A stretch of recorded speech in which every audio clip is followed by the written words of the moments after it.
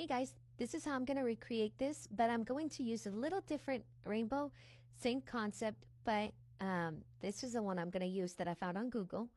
Now, I did 100% color tolerance at upload, and the neat thing is it covered everything. Usually I can struggle sometimes with, the yellow or the lighter colors, but not this time.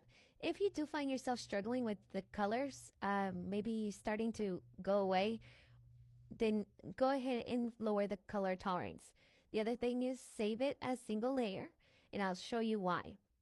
When you go to upload and add your name and add an offset and you go to slice, make sure that there's only 2 layers, which is why the single layer is important.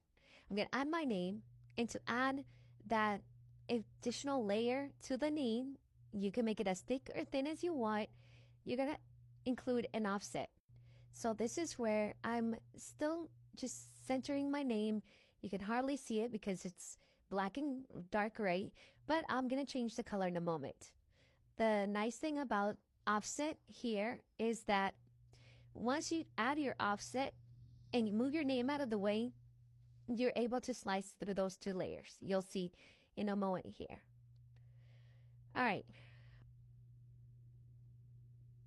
If you were to have more than 1 layer, or sorry, 2 layers, like I'm showing you here, if you were to start with all your layers in by color, it's not going to let you slice through it. And believe me, I already tried. That was the first video I was working on. There was just no way around it because it's going to grab the arch of the purple, the arch of the blue, the name Jessica, or the offset, and it's not going to let you slice through it. You see here, slice tool goes away. So anytime the slice tool is not available, it means that you have more than 1 layer.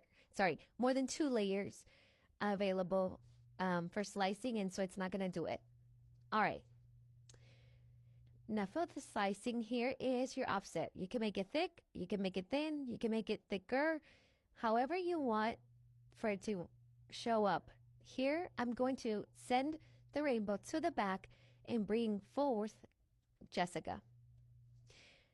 And this is the offset. If you notice, I can place Jessica right over this yellow, and you'll see the thickness around it. You can, again, play with it, make it thicker if you want. I'm going to leave it as is. Now highlight both and slice through. All right. That's done. You have what you initially wanted, but now how do you get those colors? This is going to be a technique. First, you're going to click on the rainbow and you're going to go to Actions, Contour. In Contour, you're going to hit Hide All. It's going to leave 1 layer. So when you hide all, you have to have at least 1 layer. But we're going to start with purple.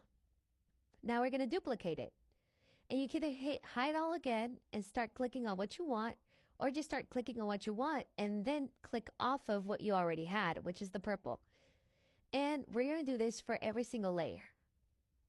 Just watch what I do as I do it. We're going to do the next layer, which is green. Same thing, same concept. Click all, then click on what you do want to keep and click off of what you don't want to have. There you go. All right, so as I keep going, I just wanted to show you, I do the videos so that you don't get stuck again. I can easily give you the item, but then you don't learn. And when you run into the same scenario, same request, you're going to get stuck. So I hope you like the videos. I hope they're helpful. If they are, please go like my TikTok or on my Facebook and share, like, comment, whatever it is to make sure that I can see any other needs that you have, maybe an explanation, maybe you're stuck on a project. I have yet, in the 8 years of working with Cricut, not been able to work a project. Sometimes you just have to get craftier than the craft, and I'm here for it. So let me know if you need any help.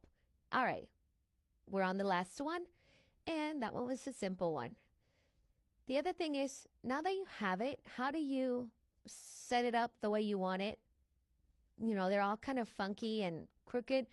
Well, you can go piece by piece and move it, adjust it, get it exactly where you need it. And if you notice, because you have that slice through, you kind of can be guided by it. When you get to the yellow and the orange, it's a little trickier because they're so close together and like you're trying to move the yellow, but you grab the orange. So this is what I do. If you have what you need already on these first ones, highlight them and group them. Move them out of the way. Group will allow you to keep moving them without changing anything and not attaching and making it all one color again or welding it and making it all one color again. Grouping will not make it permanent, and grouping, when you go to make it, will still divide it by color. All right, here we go.